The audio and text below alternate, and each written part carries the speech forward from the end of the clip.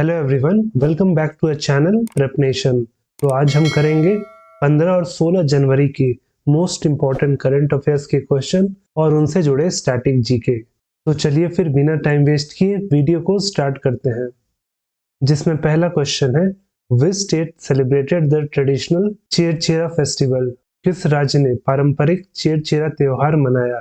तो ये Cherchera festival celebrate किया ऑप्शन सी छत्तीसगढ़, ऑप्शन सी। तो वही है चिरचेरा फेस्टिवल छत्तीसगढ़ का एक इम्पॉर्टेंट हार्वेस्ट फेस्टिवल है और इस फेस्टिवल का इनॉग्रेशन किया छत्तीसगढ़ के मुख्यमंत्री भूपेश बघेल जी ने। और वहीं इस फेस्टिवल का आयोजन छत्तीसगढ़ में कहाँ किया गया था? तो इसका आयोजन किया गया था रायपुर के दूधधारी मठ में। और वहीं ये फेस्टिवल सेलिब्रेट किया जाता है on the full moon night of Paush Hindu calendar.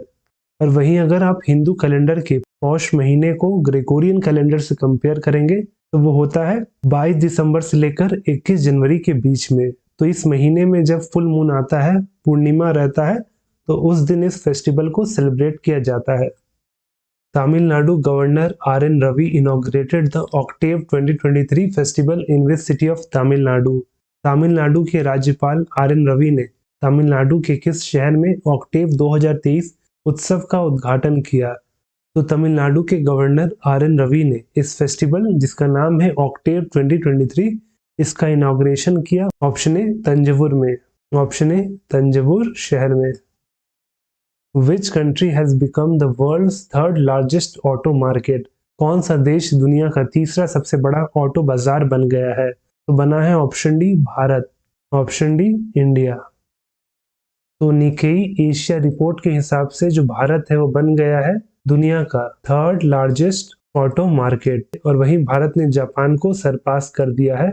वहीं जो जापान है अब वो भारत से एक रैंक पीछे हो गया है, यानी कि उसका रैंक है 4th। और वहीं भारत तीसरा लार्जेस्ट ऑटो मार्केट बनने का जो मेन कारण है, क्योंकि भारत ने पिछले साल यानी कि 2022 में नए गाड़ियों का 4.2 मिलियन यूनिट सेल हुआ है। और वहीं सूची में पहला स्थान चाइना ने प्राप्त किया है, तो वहीं दूसरा नंबर पे है अमेरिका।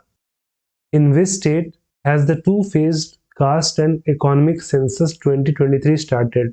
किस राज्य में 2 चरणों वाली जाति और आर्थिक जनगणना 2023 शुरू हुई है? तो शुरू हुआ है ऑप्शन सी बिहार राज्य में, ऑप्शन सी बिहार। और वहीं अगर बिहार की बात करें तो बिहार के मुख्यमंत्री हैं नीतीश कुमार, तो वहां के गवर्नर है Phagu Chauhan. Who has launched the themes, logo and website of Youth 20 Summit? Youth 20 Summit की थीम, लोगो और वेबसाइट किसने लॉन्च की है? तो ये तीनों चीज लॉन्च किया है ऑप्शन बी अनुराग ठाकुर जी ने, ऑप्शन बी अनुराग ठाकुर। तो जो अनुराग ठाकुर जी हैं वो यूनियन मिनिस्टर है of youth affairs and sports, और उन्होंने इस Y20 का थीम, लोगो और वेबसाइट लॉन्च किया। और कहाँ? तो नई दिल्ली में। वहीं जो ये Y20 समिट है, ये यंग जनरेशन को एक प्लेटफॉर्म देगा जिसके तहत वो जो भारत में G20 होगा उसके लिए जो यूथ है वो अपना विजन या आइडियाज वो वहां पे शेयर कर सकते हैं।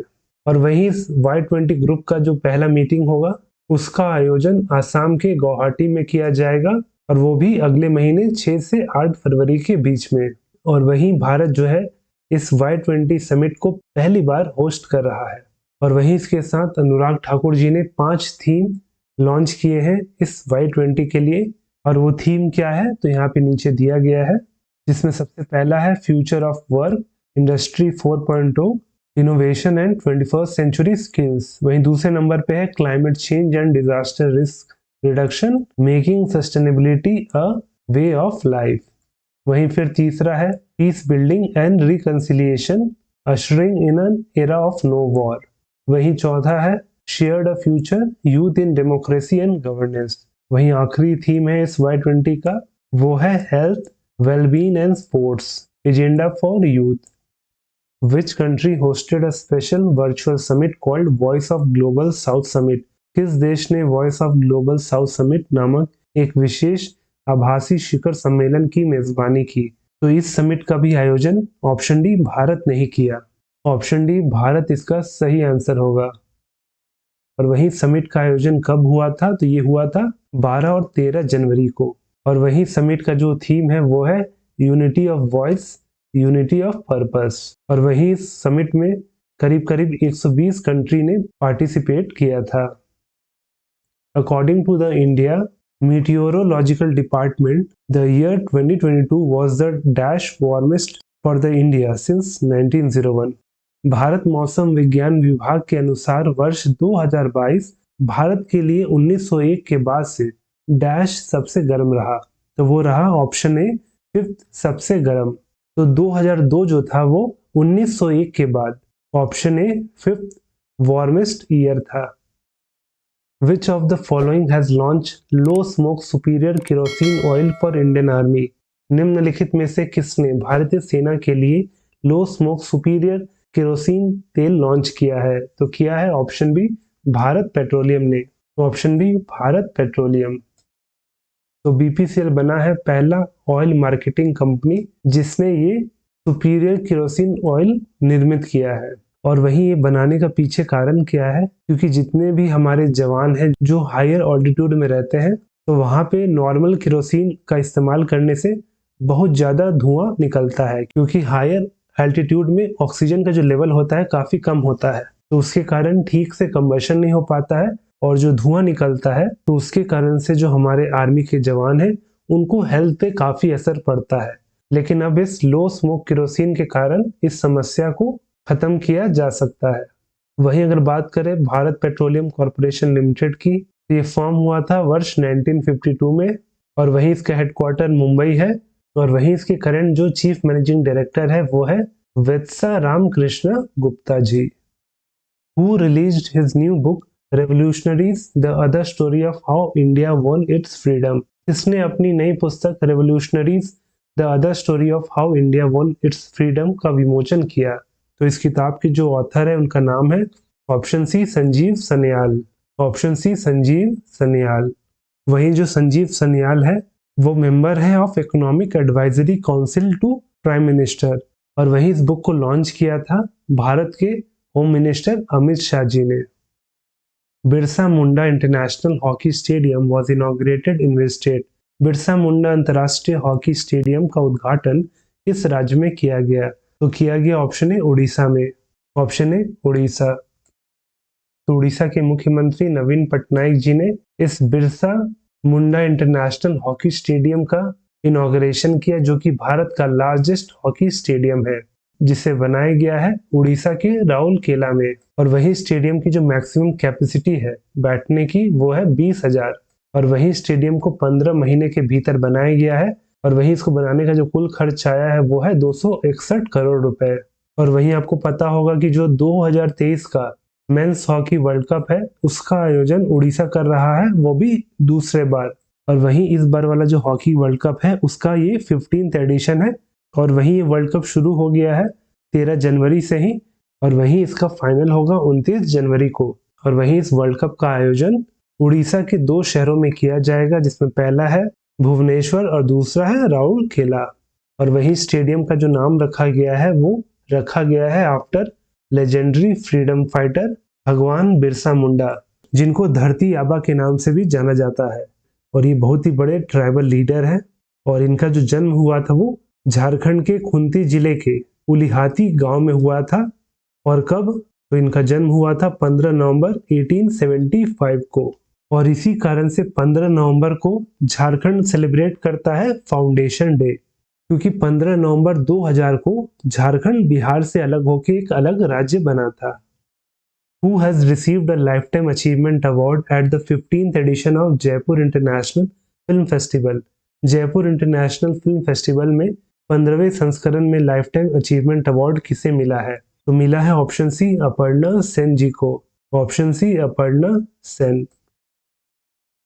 तो जयपुर इंटरनेशनल फिल्म फेस्टिवल का 15वां एडिशन खत्म हुआ और इसमें veteran actress director Aparna Sen ji को दिया गया है लाइफ टाइम अचीवमेंट अवार्ड। वहीं जो अपर्णा सेन जी है उन्होंने फिल्मों में डेब्यू किया था इन द मूवी तीन कन्या, जो कि रिलीज हुआ था 1961 में। और वहीं इस मूवी को डायरेक्ट किए थे लेजेंडरी डायरेक्टर सत्यजीत रे।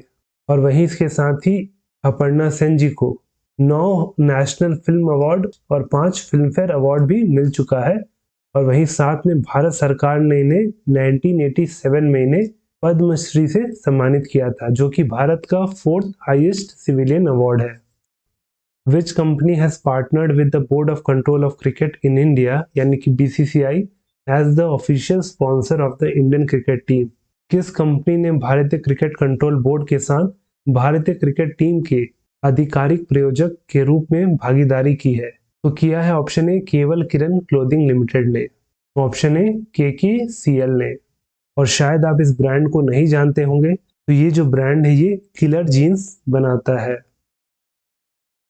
तो किलर जीन्स बनाने वाली कंपनी जिसका नाम है केवल किरण क्लोथिंग लिमिटेड, उसने साइन किया है BCCI के साथ as the official sponsor of the Indian cricket team.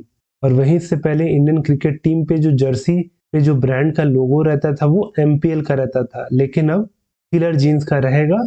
और वो भी कब तक? वो रहेगा अप टू 31 मई 2023। तो ये जो एग्रीमेंट है ये भी काफी शॉर्ट पीरियड के लिए है। Which Indian tennis player has announce a retirement from professional tennis? किस भारतीय टेनिस खिलाड़ी ने पेशेवर टेनिस से संन्यास की घोषणा की है? तो किया है option D Sania Mirza, option D Sania Mirza. तो Indian tennis player Sania Mirza ने अनाउंस किया है कि वो दुबई टेनिस चैंपियनशिप जो कि अगले महीने फरवरी में होगा, और कहाँ? तो दुबई में, तो वो उनका लास्ट मैच रहेगा। तो उसके बाद वो टेनिस से पूरी तरीके से रिटायरमेंट ले लेगी।